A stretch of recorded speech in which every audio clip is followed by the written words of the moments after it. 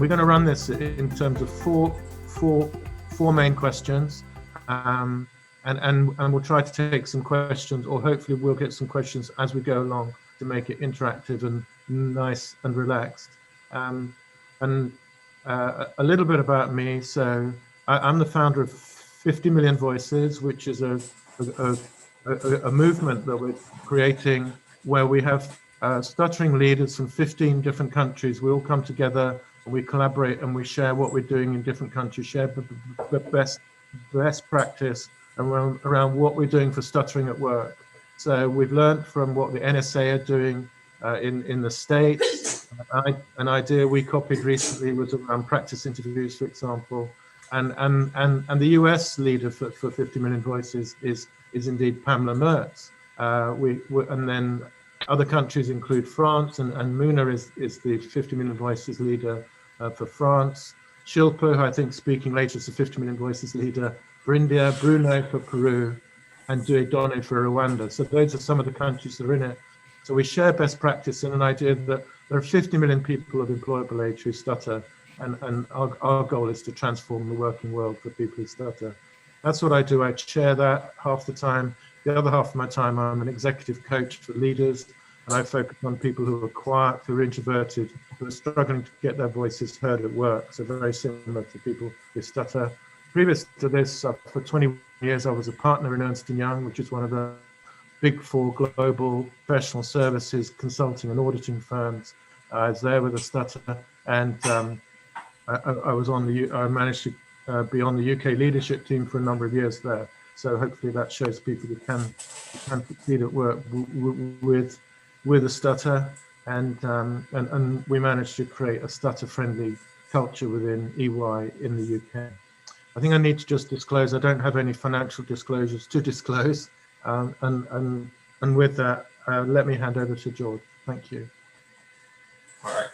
Hello, everyone. I'm George Daquila. I've stuttered for my whole life. I work at, or I guess let me start earlier. I did my undergrad and my Ph.D. in physics at Virginia Tech, so I'm a really big nerd. I've stuttered since I was a little kid. I really wasn't, out with it until I was around like 28-ish. I had started that journey. I'm 37 now, and I'm still on that journey. I currently work at Goldman Sachs, where I lead a team of software engineers in the consumer and investment management division. I'm also on the firm's disability interest network, where I lead the recruiting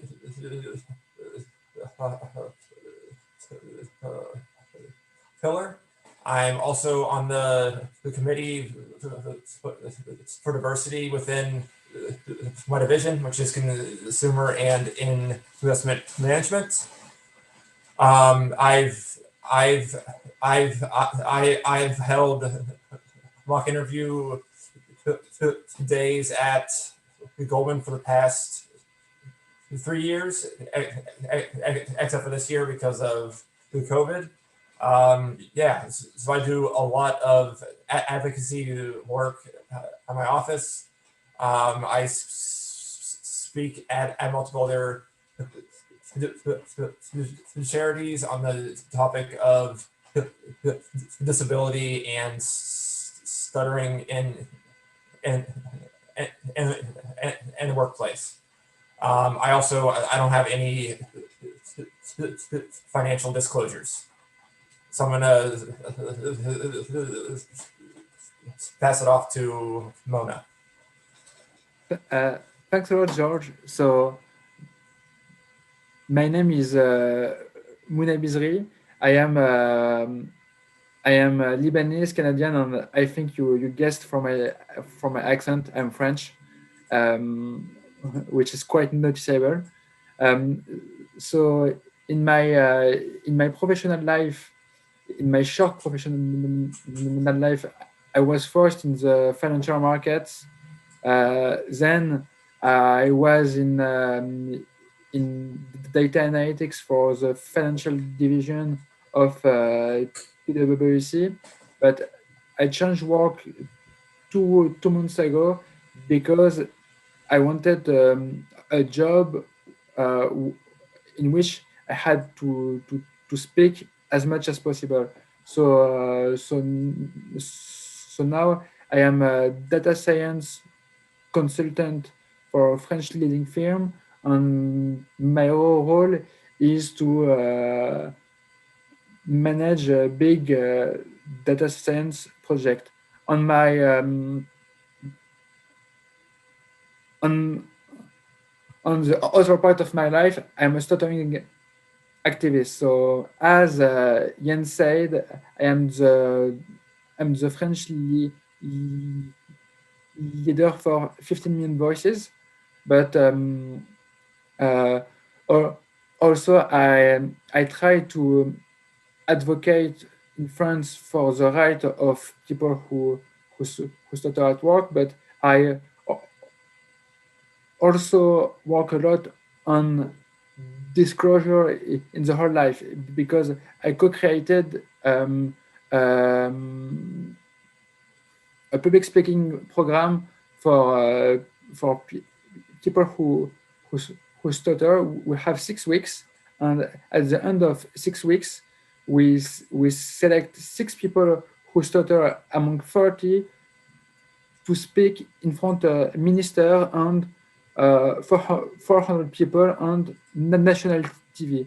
The goal is to use public speaking to accept our stutter and surpass ourselves. And I do not have any financial interest for this presentation. Iain, you're muted. Yeah, thank you very much, Mounah. You mentioned your work there around the stuttering competition and the eloquence of stuttering, I think it's called, obviously, in French. I know I've seen a brilliant video about that. Is that video available on YouTube? And is that something you could? Yeah. We have a lot of content about this. I will post it in the chat. Okay, great. Thank you. Thank you. Yeah, Mounah, who I've worked with for 2 years, has taught me a lot about being really ambitious. He's a very bold, courageous leader. So I would encourage you to watch that video. It's very moving and very instructional. Okay, so let's move on. So we've got 4 questions that sort of build on each other. This session being around disclosure, we thought the first question was like, well, why does disclosure matter for people who stutter at work? And I know that George is incredibly passionate about this topic. He lives the message. So let me pass over to George to take us through your thoughts on this question. George. Okay, sure. So I'm gonna share the PowerPoint while we each like talk, so you can watch us wave around also. Yeah. So like why does it matter to disclose at work? So for me, it really comes down to owning the narrative of why do I speak this way, right? So that's why whenever I did my interview at the Goldman Sachs, I disclosed to every interviewer, to every HR rep.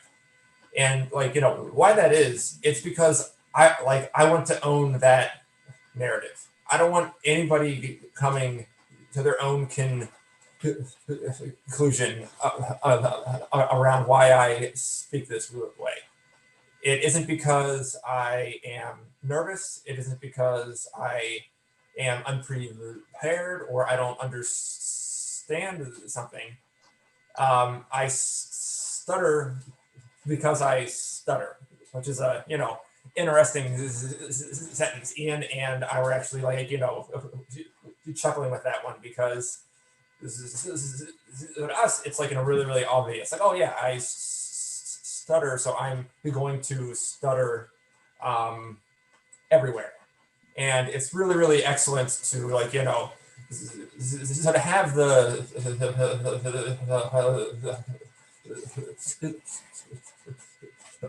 freedom to stutter openly at the office, and it's not something that is easy to cultivate. I think. I mean, I think that at the employers can help us and want to, but they don't know what to do, right?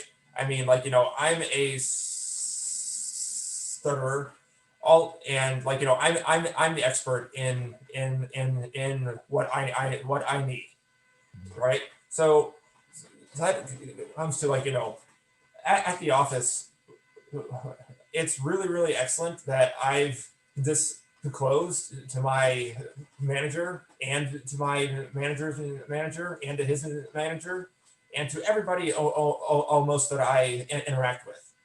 And like very importantly, working with my own direct manager is that if he understands stuttering and then like, what's going on with me, he is so much better equipped to coach me, right? And like, as a manager, myself, like I really like need his tips when I'm in larger meetings, when I'm in it, like, when I'm in interactions with more senior individuals. If he and I both dance around stuttering and like, never ever talk about it, it would be so much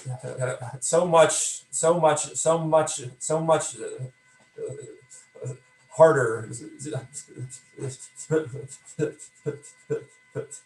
for him to actually coach me. Like I have a really great example. So at the Goldman, I've talked about stuttering in like pretty like huge audiences, and like, we have this huge auditorium, and I've gone up there and I've talked about stuttering. And one day I had this meeting with my manager and this like one other manager, and I said to my boss, "Oh, hey, I'm really like nervous." And he said, "How the hell are you nervous?" He said, "I watched you speak to the huge auditorium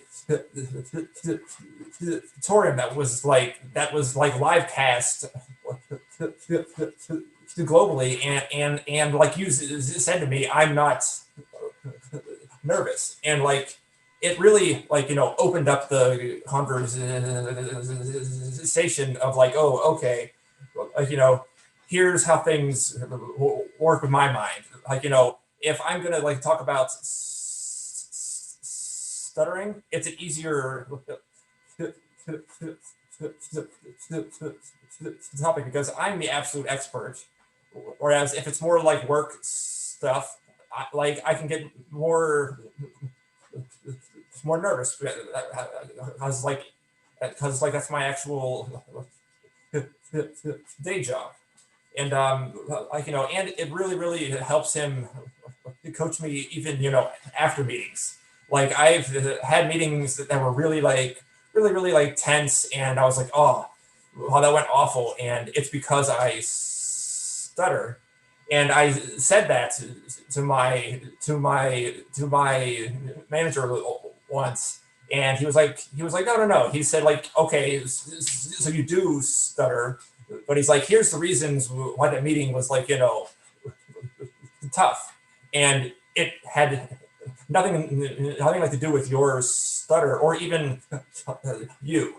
And if I hadn't had that conversation, I would have left the meeting thinking I was the cause of the meeting going wrong, just all out. So like it really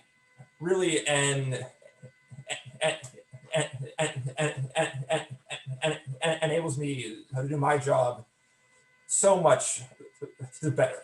And like, I think that's true of people of all disabilities, that if it can be discussed honestly and discussed openly, it like really lets you actually like do your work. So I'm gonna stop there, and I'll give it over to Iain. Yeah, thank you, George. I mean, I think, what I put in the web chat, actually, what struck me there is your openness with your boss. And actually, it helps him be a better boss because he understands you better. But then you mentioned coaching a couple of times. He's able to, he understands you. I think you probably look through your stuttering, look beyond your stuttering, and see George and your stutter is just part of who you are. Reminded, I think in my experience was, I had a boss who wanted to talk to me about my stuttering, and I refused to talk to him for years. He'd try to say, Iain, this is holding you back, and I go, I don't want to talk about it. So it's very refreshing to hear you talk. Now, Mounah, do you want to share how's things over in Paris with the with this whole disclosure thing at work?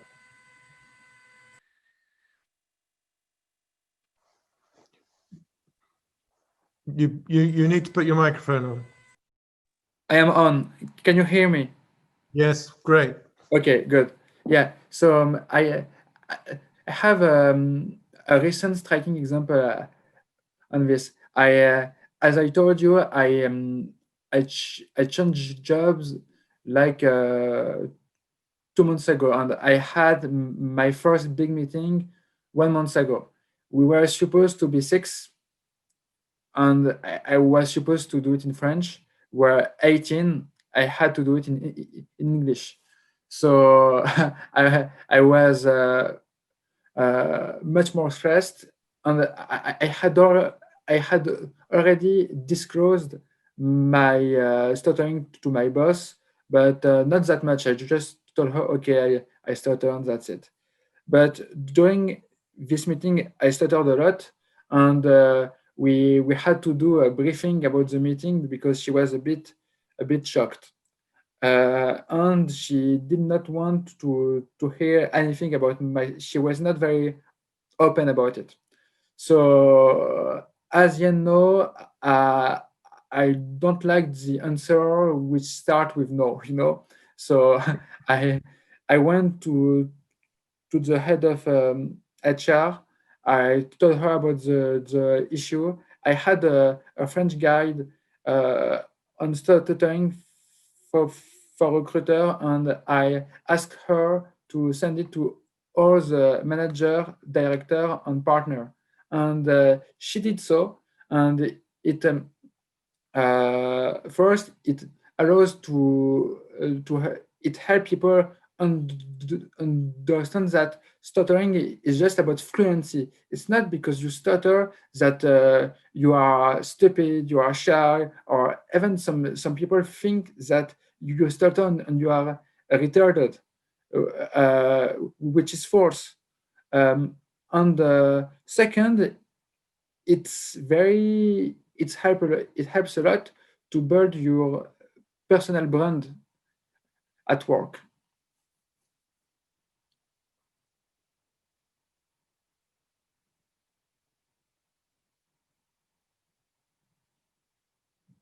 Yeah. Yeah.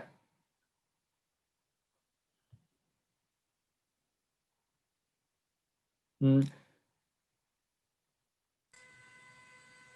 Okay. Okay. Right. Yeah, I was just sorry. Sorry, I muted myself. I think that's an amazing story, and that you've gone into a new job, you disclosed your stutter. Your boss has said, "Yeah, kind of fine," but actually, when it came down to it, she didn't really believe that it wasn't fine for her, but you weren't prepared to take that negative response. You were courageous. You went to the head of HR. You've shared a stuttering guide with her, and that's gone to all the senior people in the organization. That is just fantastic example of not only personal disclosure, but helping. Think how many other people who apply to that organization who stutter are now helped, and people who were in that organization who are stuttering and not disclosing may now be encouraged to step forward. So I think it's a beautiful example of the power of disclosure, and the power of standing up as a stuttering leader, and you're able to influence the culture across that organization. And you mentioned something there about your personal brand, Mounah. I mean, how do you think it is affecting your brand by this disclosure, and the fact you want to be in a job where you're doing more speaking? I think it has a very positive impact because when I was in PwC, I was one of the first disabled employee to speak up. So first, the 5,000 employees of PwC France knew that I was a disability activist,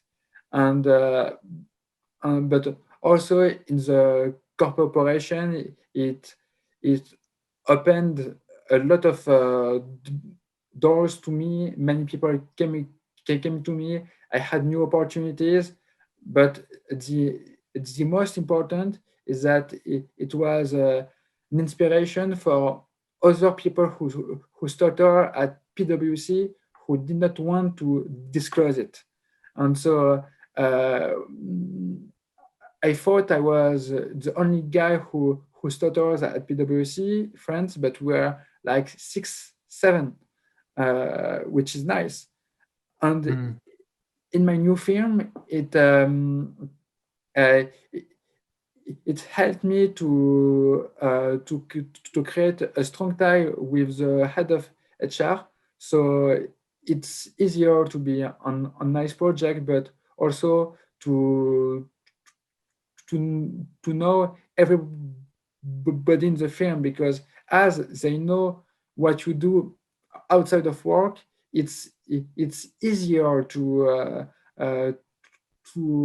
start a meaningful conversation. And stuttering is about vulnerability, as we talked this week with Iain. And by showing your vulnerability, also it pushes people to open up a lot more to you.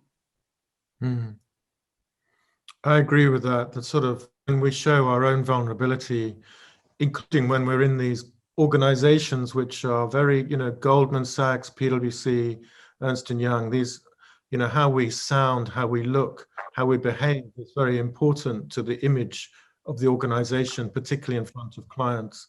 And yeah, I'll try and get to sharing a story about myself, building a very trusting relationship with a very challenging client. But there's an excellent question here from Jessica Hudson, saying sometimes when I bring up disclosure to clients, Jessica is an SLP, so presumably these are clients who stutter. They say, it's no one's business that I stutter. I'm only smiling because this reminds me of me when I was much younger. It's no one's business that I stutter. I don't want to disclose. It won't change anything. And that's a tough place to be, but it's risky to disclose, isn't it? It's painful to be laughed at. You know, I still have a former boss of mine. Whenever he sees me, which is at the former partner Christmas lunch, he will always come up to me and say, "Hello, Iain Wilkie. How's the stuttering going?" You know, that's kind of what you get sometimes. So, and obviously I kind of tell him to grow up and this, that, and the other, but he's stuck. It's no one's business that I stutter. I don't want to disclose. It won't change anything. Do we have any suggestions on how to have that conversation, or how an SLP can kind of unstick that conversation, can help their client who stutters to move and to consider and perhaps try disclosure? George, Mounah, do you want to comment on this, or I can comment? I mean, Sure. Okay, George, off you go. Yeah, go on. Oh, okay. Yeah, I mean, it is what I mentioned earlier. It's that ownership of the perception. So, as I mentioned, I've stuttered my whole life, and I never really talked about it until I was, you know, in my late 20s. So I would stutter like crazy, and like, you know, all of us know that it gets worse and it gets better. So like I would be stuttering like crazy, and I would never ever mention it, right? So like a listener comes to their own conclusion, which is probably going to be wrong, right? So like, I mean, especially in like the workplace, and like, you know, as a manager, like I would want to know what's going on, right? I mean, like, you know, I interview lots and lots of the candidates, and like, you know, I would much rather interview somebody who is really open with me, who I can trust. I mean, like, you know, it's a really like little window when you interview, right? And like any trust that you can build in there is huge. I mean, and like, you know, I did that whenever I interviewed. When I disclosed to the more senior interviewers, they absolutely loved it, and I asked them like to ask me more if they wanted, and they said yes. I absolutely want to learn more, and you know, I went over all my anxieties. Like, you know, how I couldn't even get a coffee. That's because I was much too nervous, like, to order. And like these guys were just like blown away. And like on the other end, now I absolutely understand why that is. And they're just like, you know, just one more item. Like, you know, obviously all this sounds excellent, but it is really, really, really tough. Like, you know, my story is that like I didn't start with that, right? Like I started with like this to disclosing with my wife, even like mentioning it, to even mentioning it with like with my close friends. So like, you know, you got to start small. Like you can't just be like, I'm gonna go to the interview and I'll be open. Like, you know, you really got to start small with disclosure, I think. Yeah, I think you've made some really good points there. You know, you mentioned the word trust, and you know, my encouragement would be for the for your client to find somebody you trust. As you know, in your case, George, it was your wife, and just try that conversation out, and you know, almost practice the words. And there's what's coming to me now is actually a poem by a guy which I don't know off by heart, I'm afraid, but by a poet called David Whyte, W-H-Y-T, and David is a lot of his work is around the challenge of personal change, sort of similar to Brené Brown, vulnerability. And this poem, I do use it when I work with people who stutter sometimes, because it talks about starting close in. And to me, the close in is right close in our heart.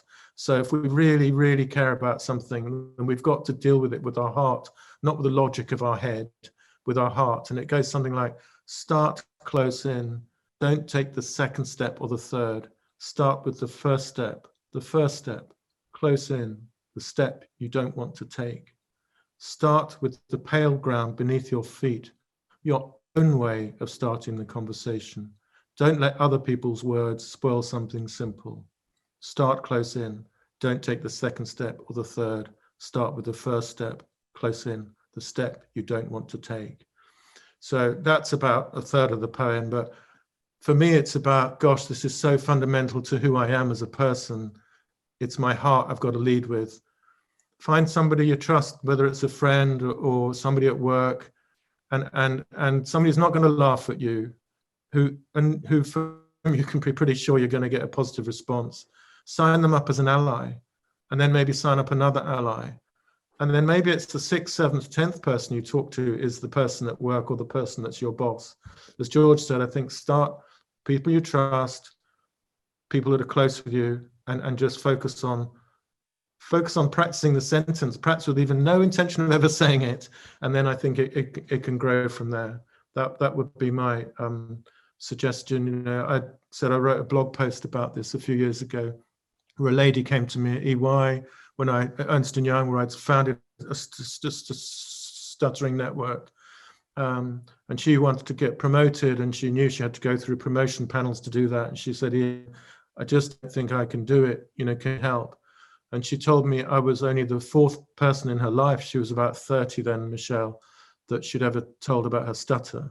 I was a stranger, you know, I was just a partner in the firm, so I was quite senior. So she was really courageous to come and talk to me. It was a very tearful meeting on my side as well. It really touched me. And anyway, and actually, to cut a long story, and Michelle, we talked, how could she open up about her stutter at work? And she actually didn't get promoted that year. And she wrote to me and she said, actually, and I'm really glad I didn't get promoted, because I'm working on my stutter and I'm getting such a better relationship with my stutter that when I go for promotion next year, I know I'll be in a place to really thrive if I do get that promotion.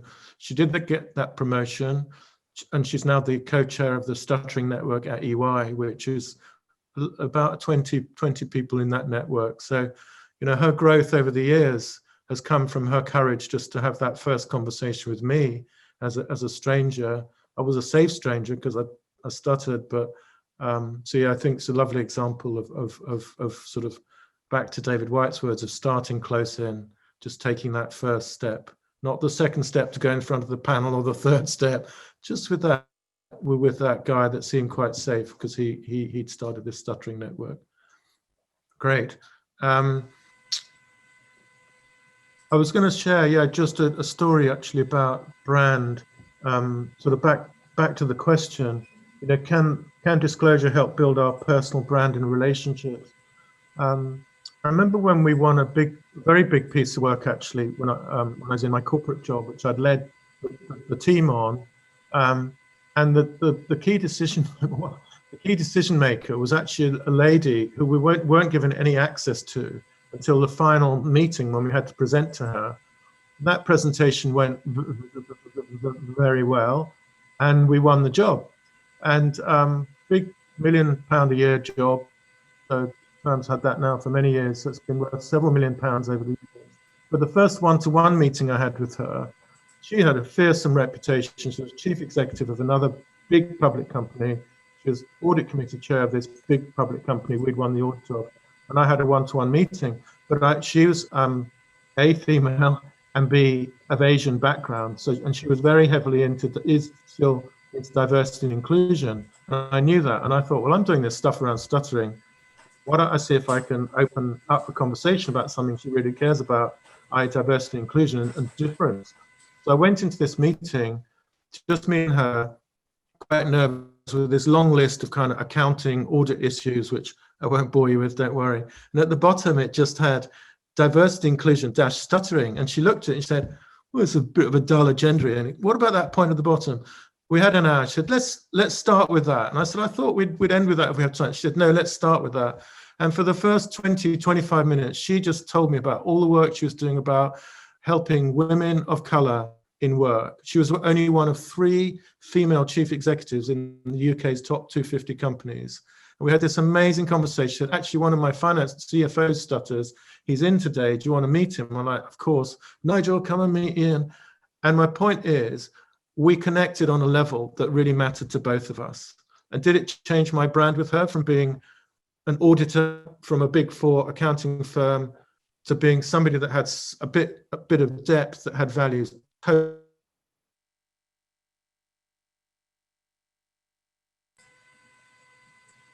Hello? Yes. Okay. Okay, sorry. Have I been on mute for like 2 minutes then? No, just for like the last instant. So. Okay. All right. So to cut to the chase, how did that conversation with? She's called Ruby McGregor Smith. She's now a lady in the House of Lords. She's senior politician. How did that change? How did that change? Well, it just meant that relationship was based on a depth that you could never achieve talking about accounting issues. But secondly, it meant the benefit for the firm was when we had some really tough discussions with that client about perhaps some of their accounting or their auditing judgments, or particularly around audit fees. I needed to get the fees up, they weren't high enough. Actually, the strength of our relationship, I'm convinced, pulled it through.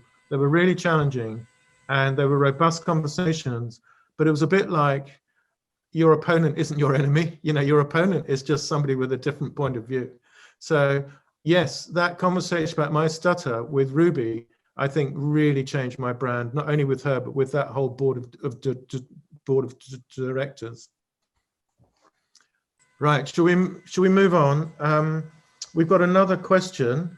So we kind of talked a little bit about team leadership, or mentioned a team there, but it's all very well being an individual who stutters, but isn't there a danger that we never get invited to lead teams because can we even lead a team and stutter, let alone lead a team and be successful and stutter? And I know, George, you are going to, you mentioned leadership a couple of times in your introduction. Do you want to expand on that? Yeah, absolutely.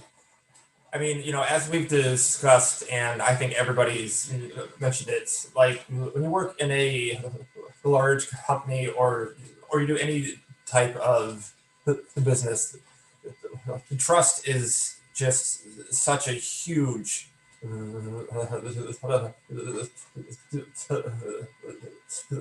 part. And if your organization trusts you to run a team, like it's a large amount of trust. So how do you get that trust, right? And it isn't easy, but I've really found that my stuttering is an accelerant to that trust, right? If I meet somebody, or if I talk to a possible manager and I disclose my stuttering, I'm automatically vulnerable, right? I'm asking them to be kind with that, right? And it's in a corporate setting, and I've always received interest on that. So like, whenever I've pushed the message up that I stutter, I've always had excellent responses and just almost, Okay. instant increased trust. So I'm going to also tell one story. So last year I started managing a team in India. So I went there for 2 weeks, and it was to meet the guys who I would work with, and then also to kind of get like the two regions to actually like work together better. Because like, when you work like remotely, like there's always going to be some challenges. And so we got there, and when I met with them, I met with like the leaders and with the and with the individuals who I manage, I just closed, right? And like that act of vulnerability absolutely accelerated their trust in me, or because I'm asking them to be kind with me, and like, everybody who I've interacted with at Goldman has been intelligent and has the capacity to understand what my stuttering is. So like whenever I disclose, it's like I'm letting them in, right? I say, oh, hey, so I stutter, like, that's what's going on with me. And it just so quickly builds up the trust. And with the individuals who I manage, well, like, when they have any issues, like, they're much more comfortable coming to me. Because all these companies have excellent wellness resources. Goldman has outstanding mental health resources, but like many individuals, they just don't know that.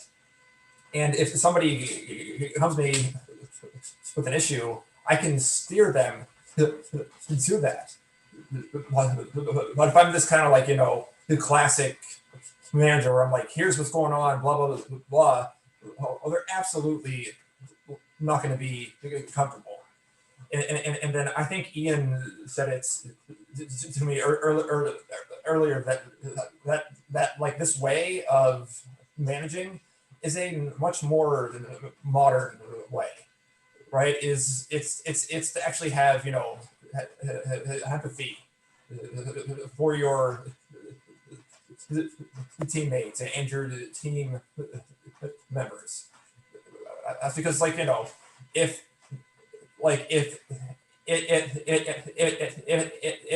my team realizes that I'm, really open and that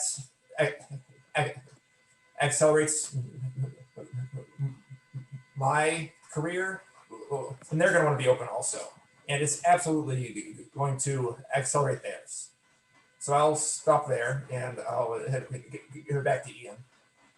Thank you, George. Yeah, I think that's been my experience when I've been prepared to speak about my stutter, and I got more and more confident about that during my career.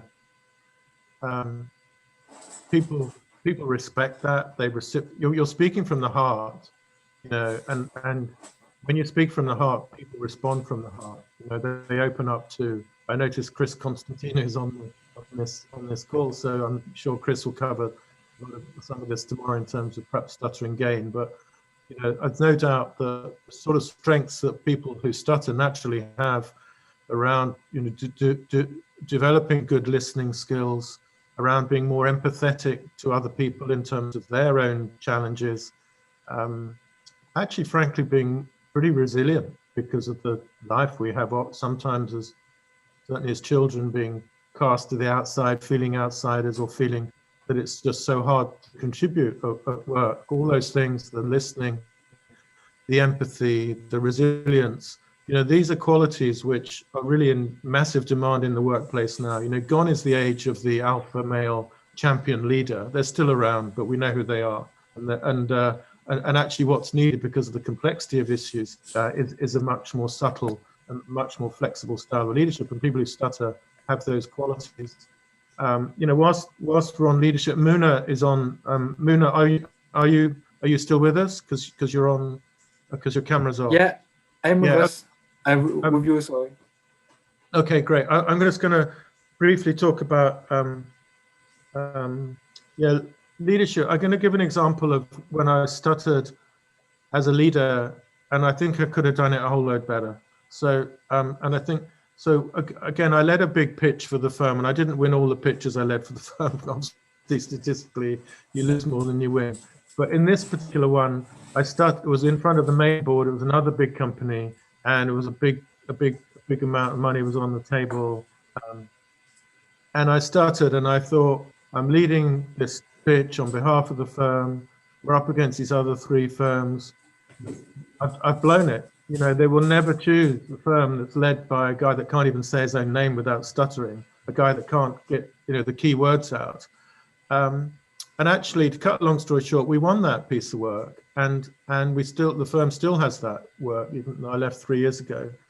And I'd gone home and I'd cried. I had just gone home and sobbed into my bed. I remember I was distraught. I'd blown it.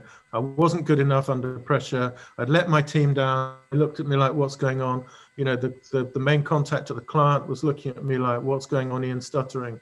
And I honestly thought I'd blown it, but we won it. And a few years later, the CFO, the chief financial officer, actually left quite soon after that.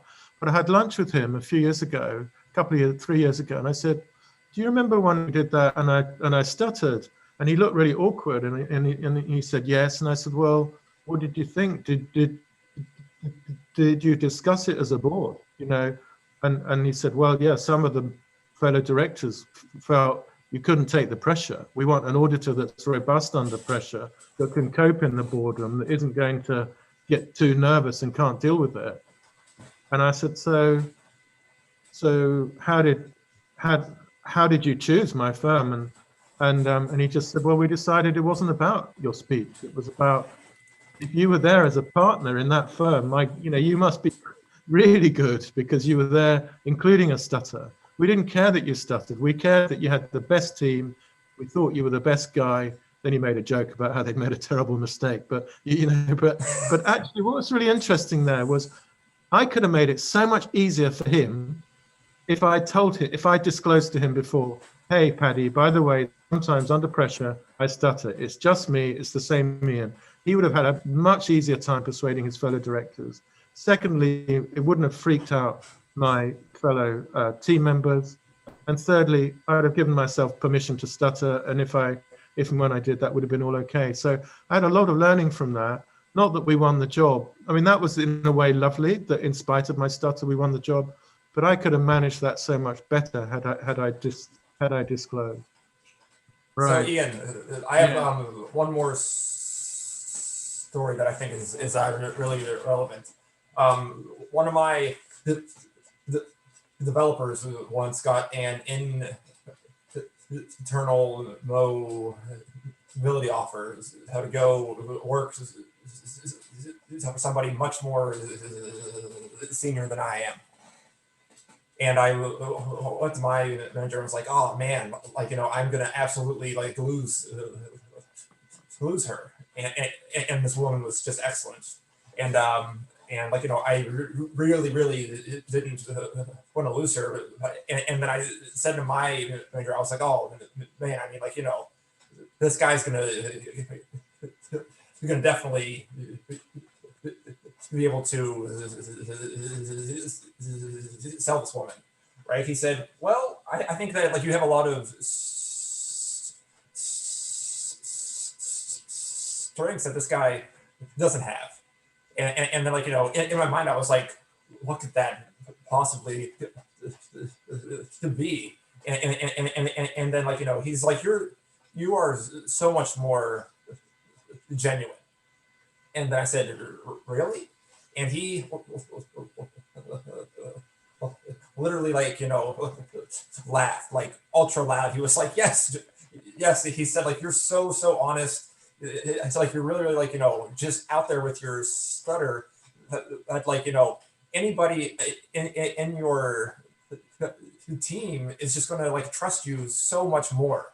She said like this other manager, yes, he's more senior, but he has none of that. He said like all that the trust you have with this woman like really means a lot. And then so I said, oh, okay. And when I like, you know, when I like talked to her, I led with that. And then I said, hey, like, you know, here's your options if you stay. And I really like, you know, leaned in on that. And she ended up staying. And like, you know, I wouldn't have been as genuine hadn't I worked on my stuttering narrative and just all that, you know, information. So that's that story, which I love. It's lovely. You know, I think it does build trust, but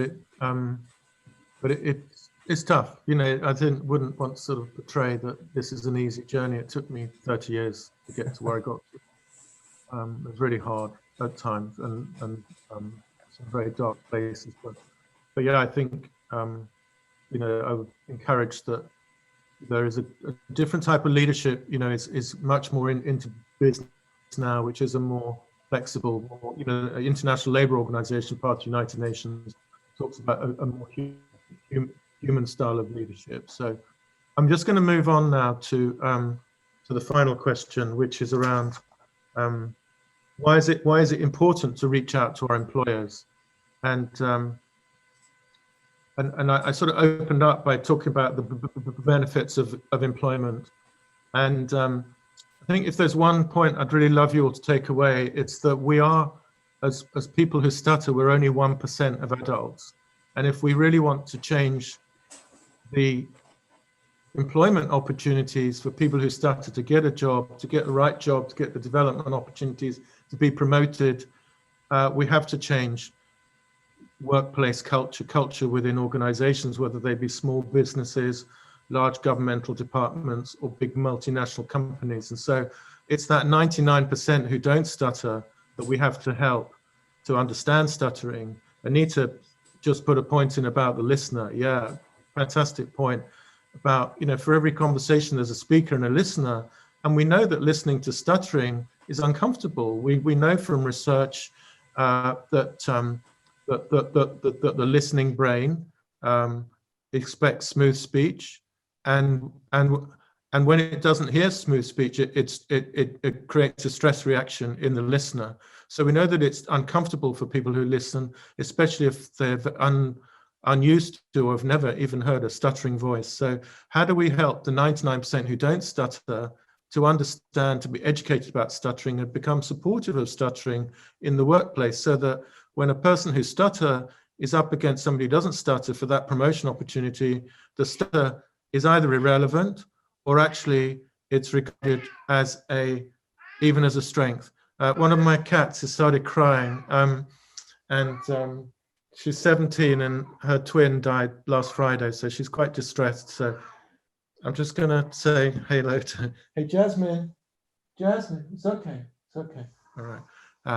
She's a real sweetie. All right, where was I? Oh gosh. Oh yeah, the 99%. So I think it's really our opportunity, and I think the world is changing in the corporate world and around, being more accepting of difference, whether that's race or LGBT or gender. It's not easy, but actually I think we can ride this wave as people who stutter to where there are employers who are more accepting. I think helping people understand that actually, you know what, it's okay to feel uncomfortable listening to a stuttering voice, because that's your brain. It's triggering that stress reaction. So actually a big part of our work in 50 Million Voices is about helping employers, or by which I mean people who are employed in organizations, to be more confident and accepting of stuttering. So how do we do that? Well, we run workshops in the UK, we run workshops for employers. We run a mentoring program. I'm just with Sam Simpson, who some of you know is a leading speech and language therapist, setting up a stammering mentoring program for young adults who stammer. And recently we ran a practice interview event, a virtual one, which involved people from 8 countries, a lot of people from the UK and India, people from the US, Brazil, I get all the countries here, Ireland, Canada, so Wales, Northern Ireland. There's one country, New Zealand ran their own program. So under 50 Million Voice umbrella, we had over 60 interviewers and interviewees participate. And George, do you want to go to the slides here, please? Sure.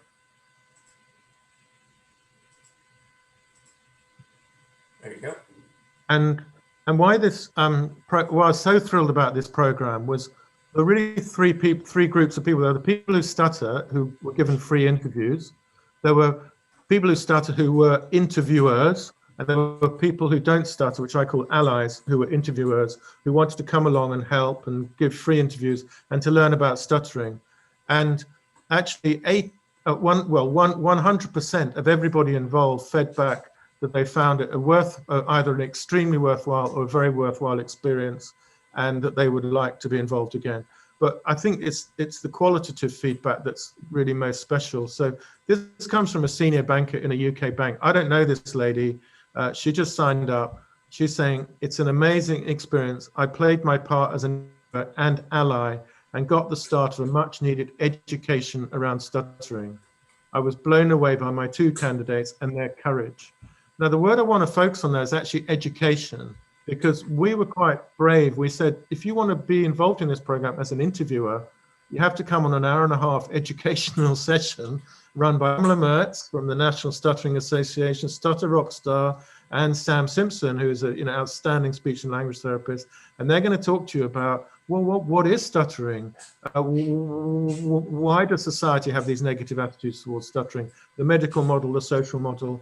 So we kind of, and so, yeah, I think with employers, how do we create stuttering friendly cultures in employers as opposed to stuttering unfriendly cultures, stuttering negative cultures? It's about educating, and it's about getting more of those 99% to be confident around stuttering. So again, when they have that choice of, do I give the job to the lady who stutters or the man who doesn't? Well, it's the person who stutters, because they bring these other strengths, or actually the stuttering is just irrelevant. I saw through that. The next quote is from a lady at Compass Group. Now, probably not a name you know, but Compass Group is the world's biggest catering company, food service company.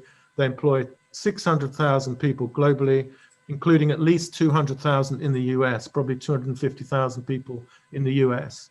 And this is from a lady called Julie Humphreys, who I've met once, who's the head of diversity inclusion for the whole of the Compass Group globally. I'm delighted that Compass was able to take part to help individuals start to build confidence. Then she's really being very personal here. I was lucky enough to be involved in the project, humbled by everyone's willingness, make a real difference. And actually what she's then saying is this really benefited the people we had involved from Compass. They had 5 interviewers, no 6 actually from Compass from around the world.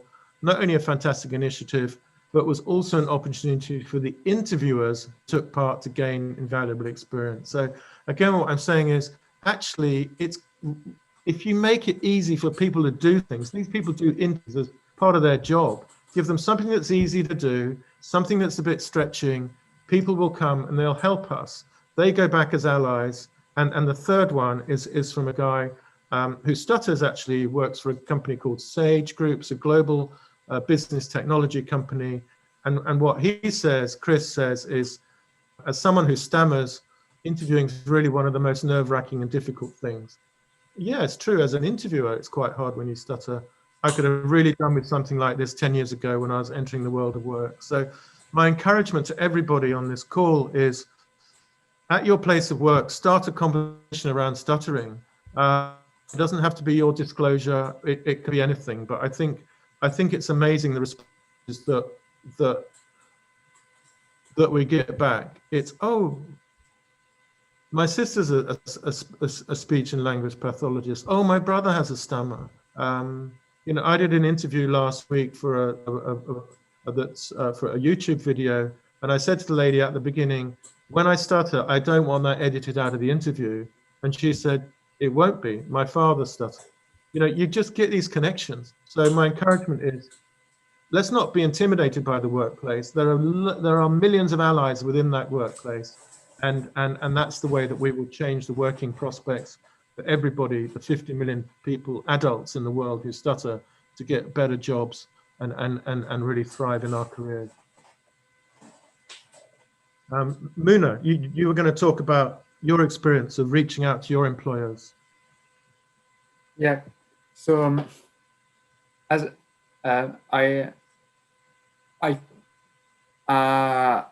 talked to you about my experience at PwC and at Artifact.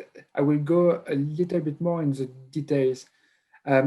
We are always afraid of doing the first step because we do not know how they will react or what will be the consequences on our career if we disclose our stutter. What I noticed is that the biggest issue is not your stutter, is that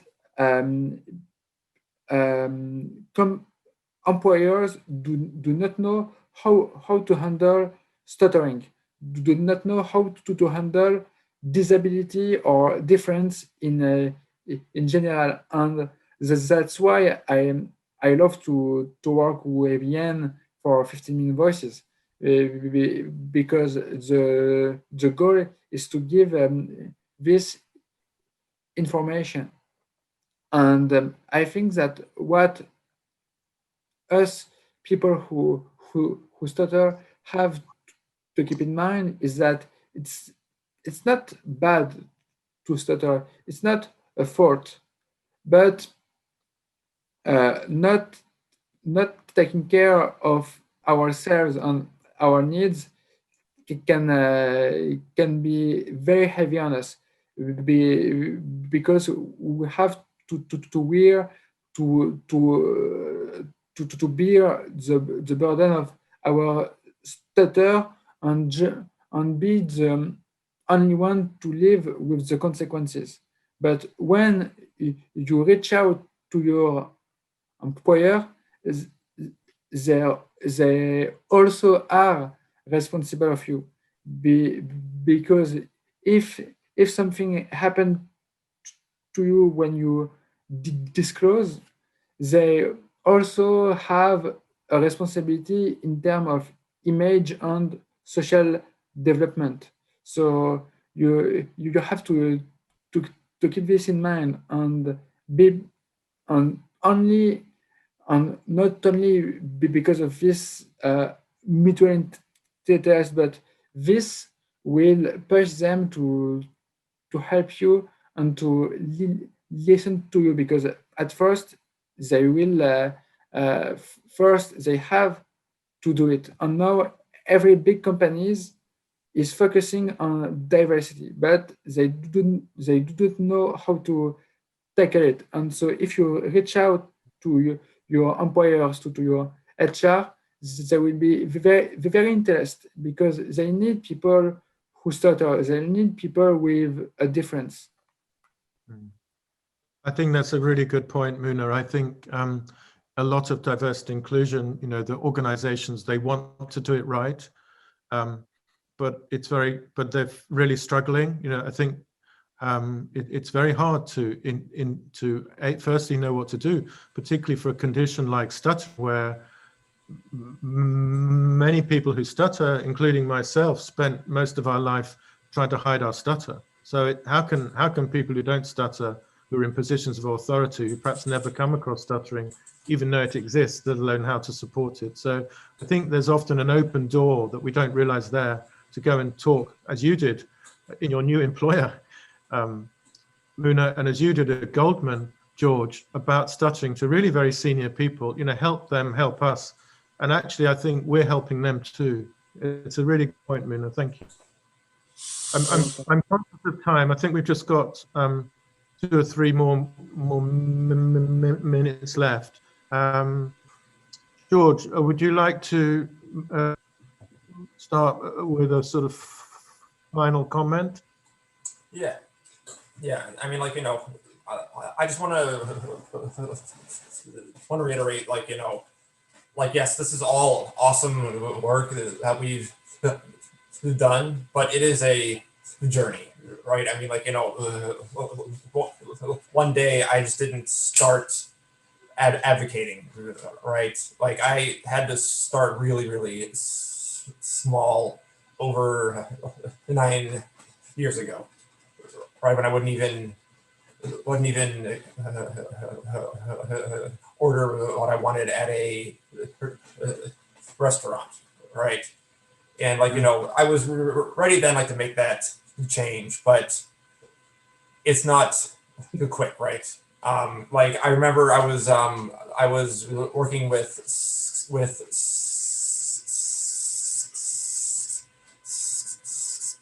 Scott Yaris at the time, who wasn't in the audience, and I will be yelling at him, but I was like, oh man, why isn't this going quicker? And then he said, hey, you've spoke this way for the last 28 years. It's gonna take time. So it really is you really have to be patient. And just one item on diversity, when it comes to that in the office, it isn't easy with disability, right? I think with women, somebody can ask somebody, oh, hey, are you interested in a women's group? I think with disability, it is really, really hard. And my only weapon is to be open, right? Is to tell my own story. And I've just had excellent relationships off that. Whenever I've